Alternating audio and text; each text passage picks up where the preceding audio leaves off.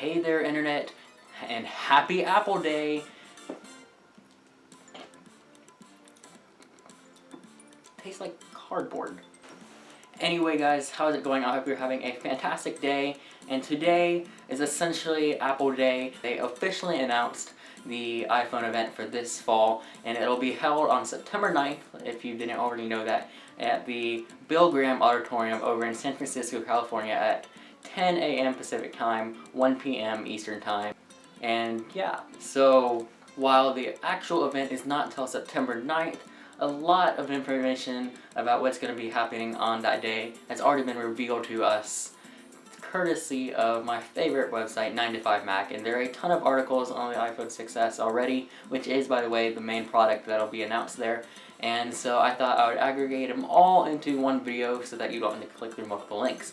Anyway, so the first thing, of course, like I just previously mentioned, and foremost, is the iPhone 6s and 6s Plus. Now, this year is an S year, which means that it's not going to be as substantial of a physical upgrade as it was from the 5S to the 6, but instead will be minor updates to all the parts all around. And the first thing on the list is definitely solving the Bendgate issue. Now, if you did not know anything about the Bendgate issue last year, essentially a ton of people were complaining that their iPhones were easily bending when they put them in their pockets and put them in places where you shouldn't be putting them. And that is because the metal that was used in the iPhone 6 was not as durable as previous years because it was just such a thin layer. I mean, 6.9 millimeters thin or 7.1 millimeters thin as compared to like 7.8 or 7.9 millimeters of the 5S. So you're gonna have some bending,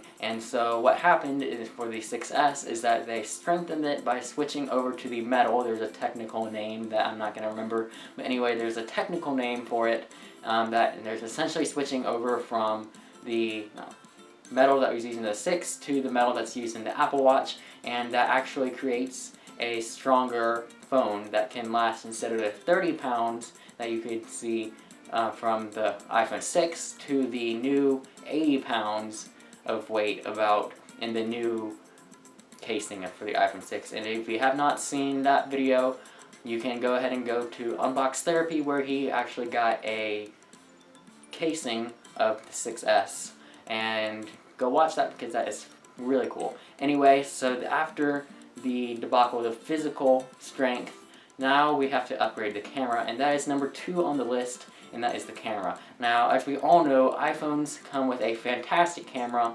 and they have been an 8 megapixel camera for the last 4 years, all the way from the iPhone 4S in 2011. And I mean, while it's been gradual upgrades from the original 8 megapixel camera that we saw in the 4S all the way up to the 6, it's still not an increase in megapixel quality, and so this year is the year we're actually going to get an upgrade to a 12 megapixel camera, and we're actually going to get 4K video support.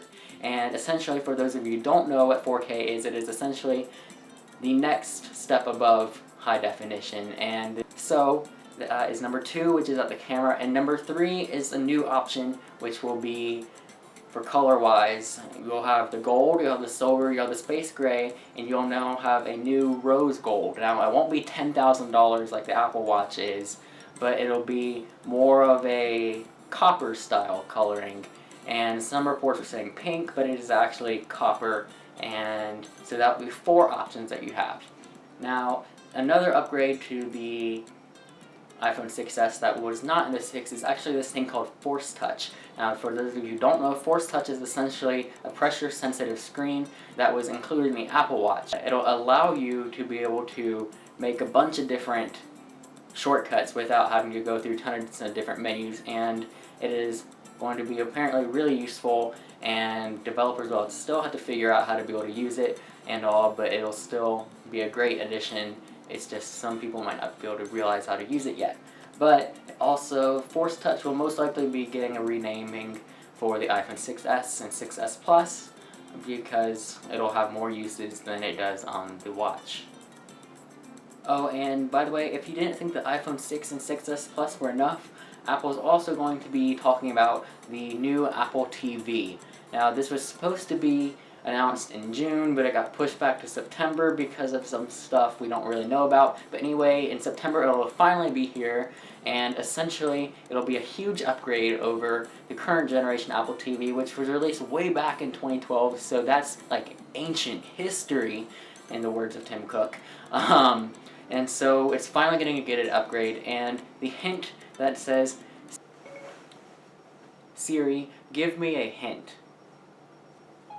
Well, I hear there's something big happening on September 9th. There you go.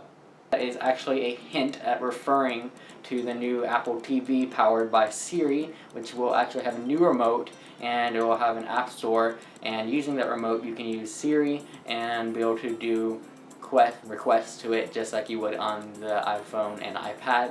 And so yeah, that'll be a major new addition, and I don't really know how well the Apple TV will do, and it just kind of depends on what features they announce besides an app store and Siri and a Siri powered search through your Apple TV and a faster processor. But yeah, so that is actually it. So new iPhones and an Apple TV, and of course they'll highlight over iOS 9 and OS 10 El Capitan.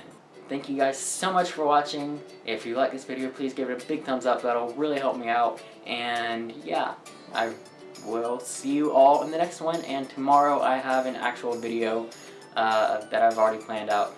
So yeah, I'll see you all in the next one. Bye.